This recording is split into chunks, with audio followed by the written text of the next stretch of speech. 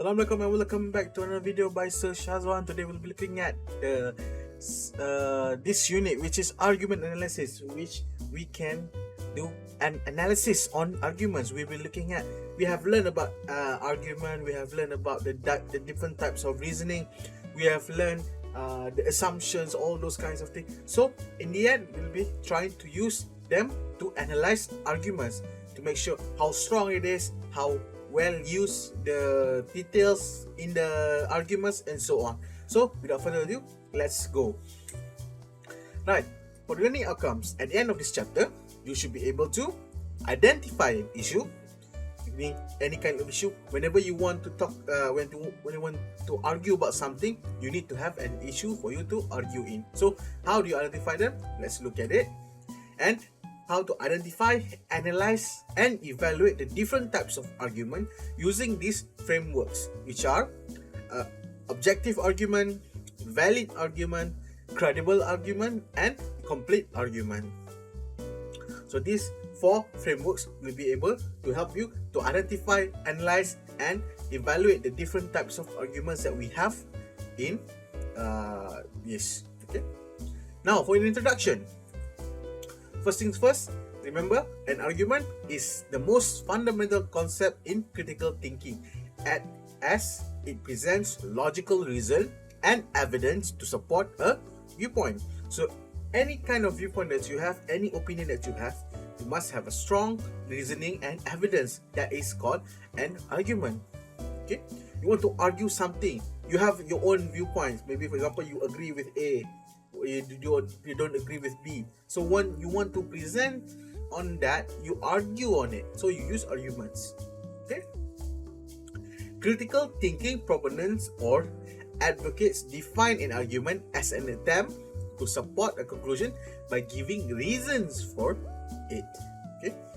Because why you think like that, you must give reasons to support it. Okay. That is called argument.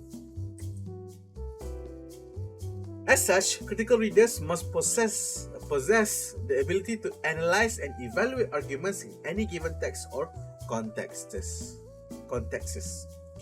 So any kind of argument, because when you talk about when we have a lot of text or contexts, there is a time where that text will be what we say supporting something, and you might not have the same viewpoint as the text. So in such, you must be able to analyze and evaluate the arguments that the author provide, so that you can create your own arguments that counteract that argument by the author. Okay, that is how you use it.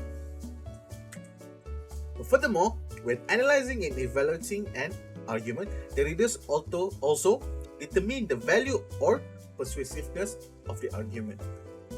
Sometimes when you read through whenever the author argues something, you look at it, you analyze it, you see whether the argument is strong enough, is usable or not, or is it valuable enough so that it warrants more attention from you.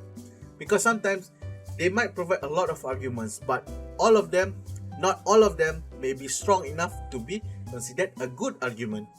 So whenever you have something like that, you have various arguments, you need to be able to identify each argument's values to show that there are strong ones and then there are weak arguments, as well as the persuasiveness. How convincing is the argument to you? Does it able to convince you to join, or maybe to feel something like that? So that is how to identify the persuasiveness. So we'll be looking at issues. So firstly, it is crucial for readers to identify the issue, as this is the controversial topic that is being discussed.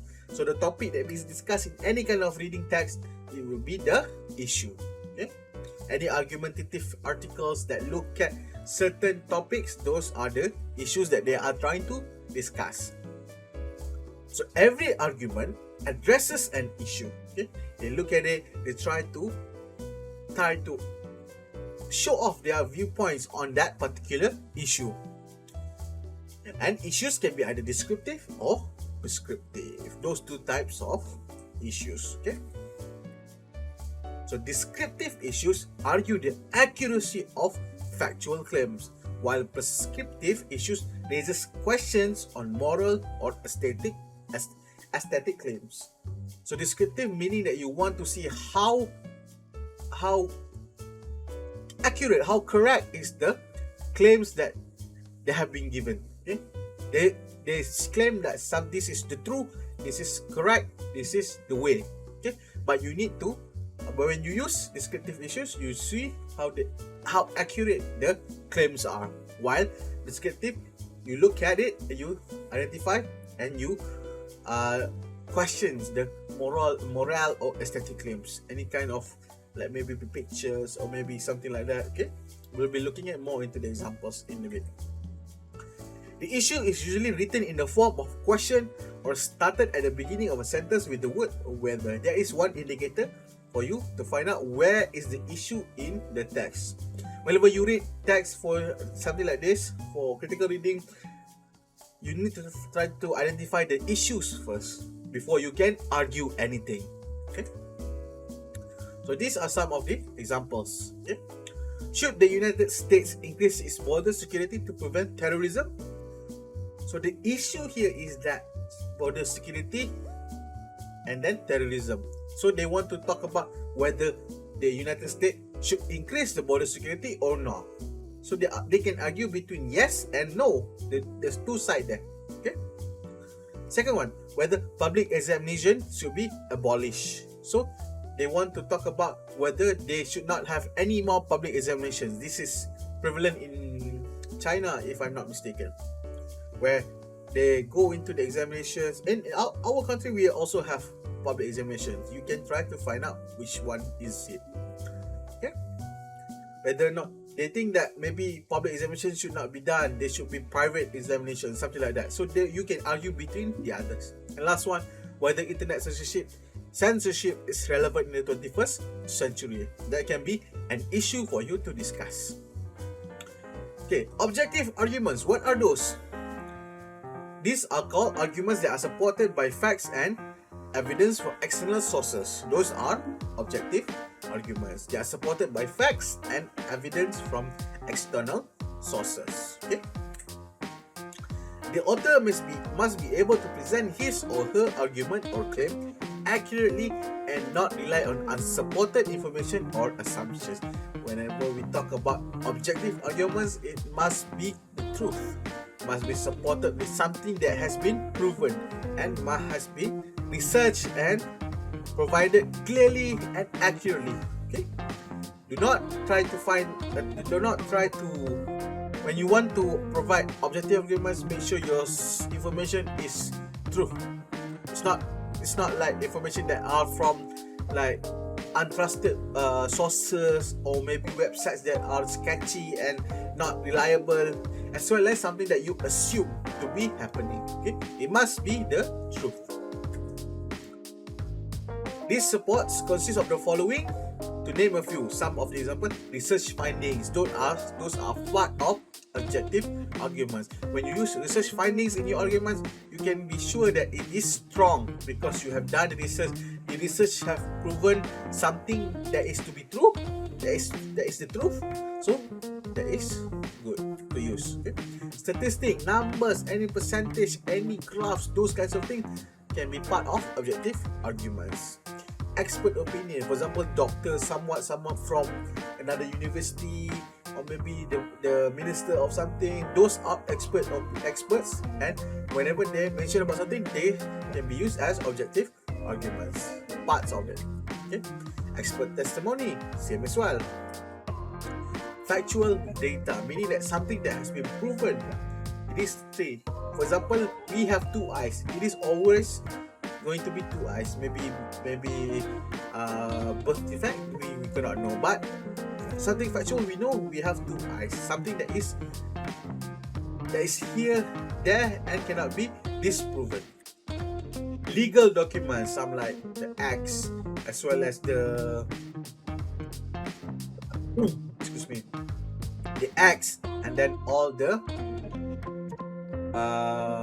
what we say documents that the lawyers use, the people use. For example, those acts like I mentioned just now. Okay, you should be able to know what I mean.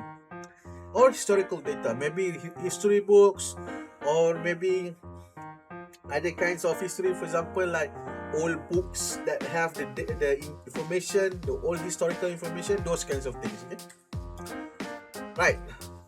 Subjective supports such as assumptions, personal opinions, personal observations, and personal experience are identified as weak.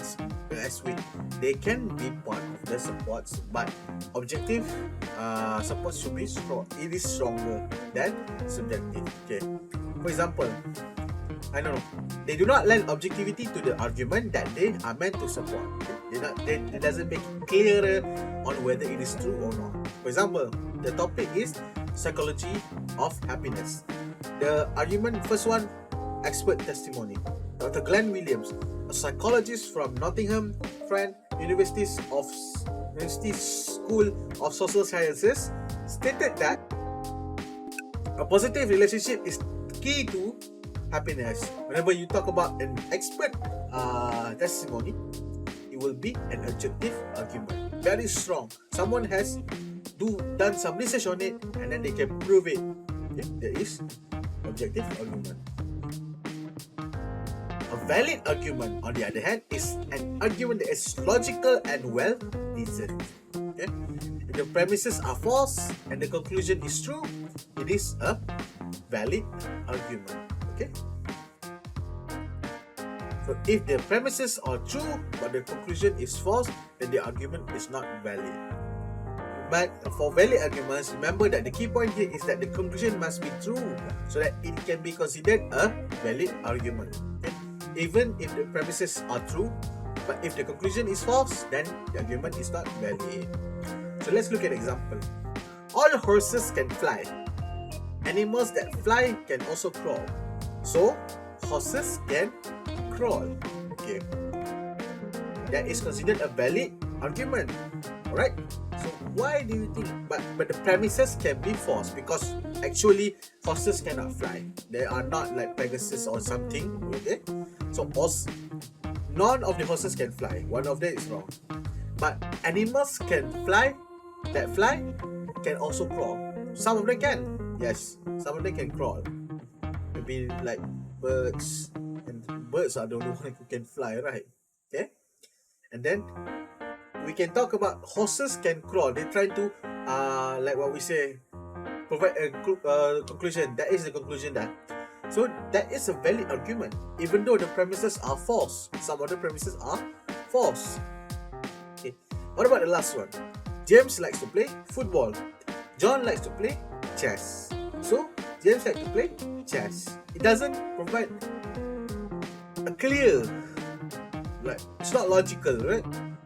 Doesn't sound logical, it's not well reasoned, so it feels like it's not valid. It is not valid because James likes to play football on one side, John likes to play chess, so James likes to play chess. The conclusion doesn't make sense. So that is how you try to find out about valid arguments and not valid ones. Okay? As long as the conclusion makes sense, it should be okay, right? Logical reasoning strengthens the argument and prevents the pitfall of common phenomenon known as fallacy. Okay? Fallacy means an error in reasoning. Sometimes when you reason, sometimes when it doesn't make sense, that is called fallacy. When you have reached a wrong kind of reasoning in your sometimes you want to make an argument, you have to have your own reasoning. So sometimes you make an error in it. So it's called fallacy. Fallacies weaken argument, but they can be persuasive and sometimes hard to evaluate for casual reader. Sometimes fallacies make your arguments weak, but at the same time, it can be very, very convincing.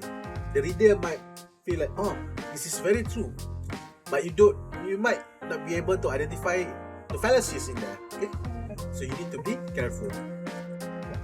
Let's look at an example. Fallacy number 1.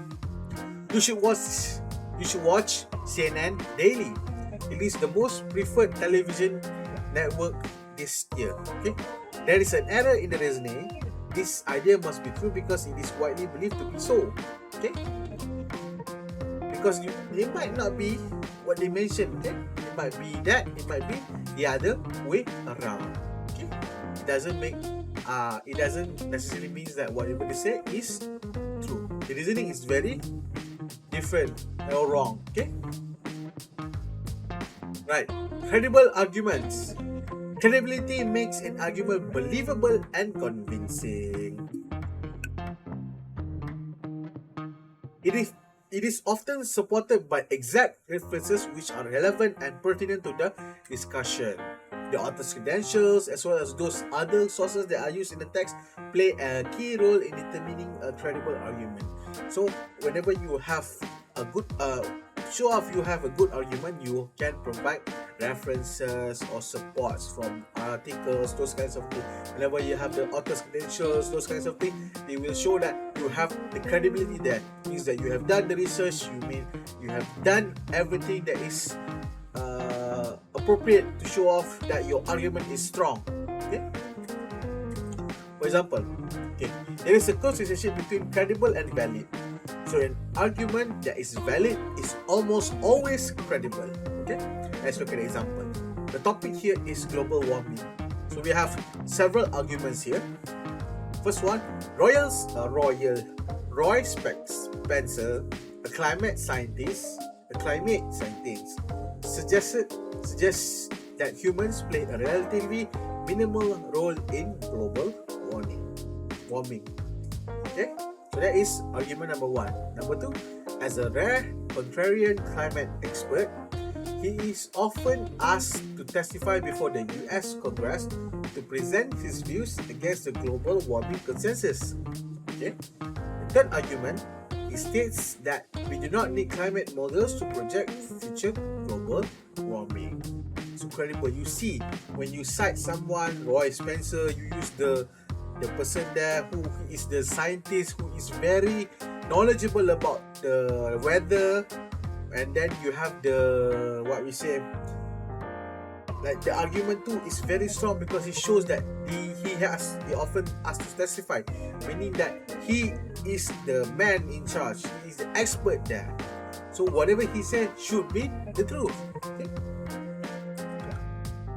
And then we have complete arguments. Okay, credible argument. Remember, whenever it's valid, it should be always credible, and there is support that use something that is proven.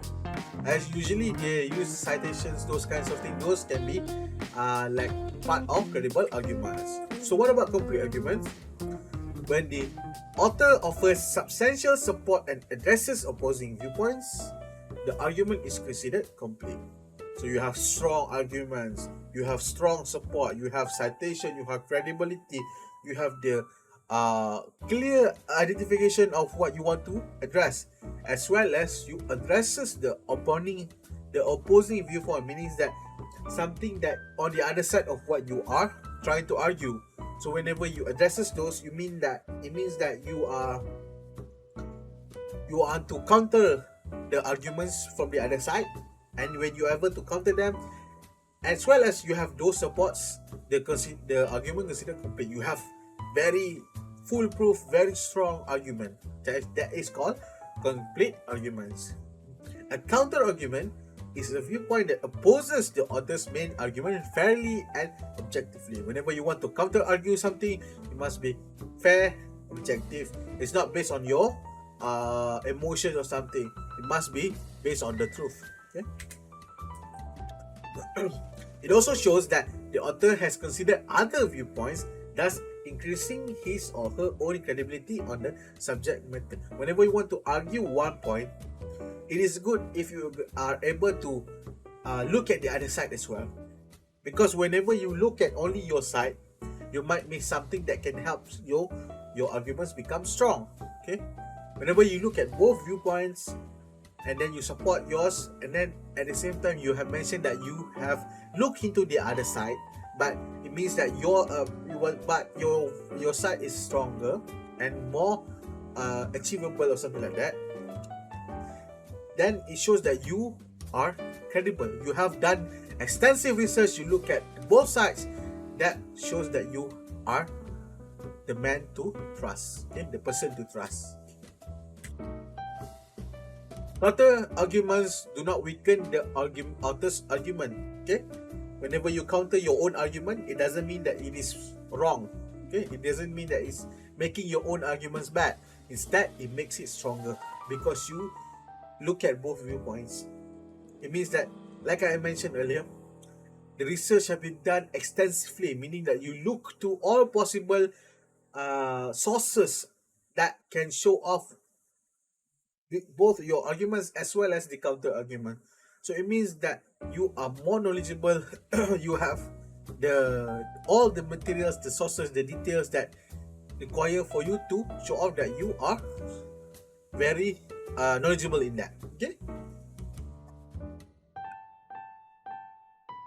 For example, topic: benefits of drinking milk. Argument 1: an 8-ounce serving of milk contains 9 essential nutrients and meets the daily value for calcium, riboflavin, and other key nutrients which are crucial for building strong bones. Okay, that is the argument here. So the argument talks about why we should drink milk. Okay, they have like the data, the support there, all those kinds of things. Let's look at the counter argument. However, clinical research shows that they have little or no benefits for bones and can be harmful to health. So you are trying to argue about the benefits as well as argue about the non-benefits of drinking milk, the pros and cons at the same time. It shows that you have looked through both points of view, and then you have done your research extensively, like I mentioned earlier just now, so many times extensively. Okay, so now we look at evaluating the author's arguments. Okay, it is essential to know how to evaluate an author's argument, which can be done using the following framework. We look at the issue, we look at the argument, we look at the assumption, we look at the types of support. Okay, those 4 things. Whenever you want to argue about something, you want to evaluate an author's argument, look at those 4 things. What is the issue there? Okay, what are they trying to talk? They are trying to argue about. So that is the issue. And then talk about the argument. What kind of argument the author is providing? It is a valid argument? Is it like a very strong argument? Maybe is it a complete one? So you need to look at it. Okay, and then you need to identify the assumption that they might have. Okay, for example, they might assume that something happens because of a certain thing. That is one assumption. So you need to identify that, because that is how you try to find the weakness, okay, for the arguments. Okay, because sometimes what I mentioned in the previous lecture, assumption is what people do, okay, because they don't provide enough premise or something like that. So you need to try to find the assumption so that you can see whether the arguments is strong enough or no. Okay, and then the types of support. There are various types of support: research data, historical finding, expert opinion, those kinds of things. You can identify them so that you can see how strong or how weak the author's arguments are. And then you look at the relevance. Is it very relevant with the topic that is being discussed? Whether it is relevant for the current situation in the world. Okay, so you can look at this objectivity. How true is it? How clear is it? How does it shows up? How does it shows the current situation? Those kinds of things. Validity. How valid is the research? How valid is the argument? Is it based on the research, or is it based on something that has been proven? So that is the validity. Credibility, like I said, provide with a lot of supports from research findings, for example, from articles, from experts, those kinds of things. Is it credible? They provide good sources or no? Those are what you can look at. Completeness. How complete is the author's argument? Because sometimes the authors just provide their arguments and doesn't provide their counter arguments. Okay, if they doesn't provide counter arguments, it can be considered a good argument, but it's not considered a complete argument. Okay, and that is the conclusion. Okay, in analyzing and developing a text, readers should be able to identify the issue and the argument put forward by the author. Okay, whenever you read a text first and you want to evaluate something, you need to be able to identify first the issue and then what is the author arguing about. The readers should play an active role in questioning ideas and evidence rather than accepting passively. Whenever you read something, don't just okay, yes, this is true. You should not do that. Okay, whenever you want to evaluate something, you must have an active role. You provide question. Why does he say that? Why is he doing like that? Why is he not strong? Where is the support? Where is the evidence? Those kinds of things. Those are the questions that you need to have whenever you read a text. And look at the evidence that have been provided by the author. Is it strong? Is it not? So those are how you analyze and develop a text. Thus, critical analysis of a text serves as a platform for thinking, reasoning, and accuracy.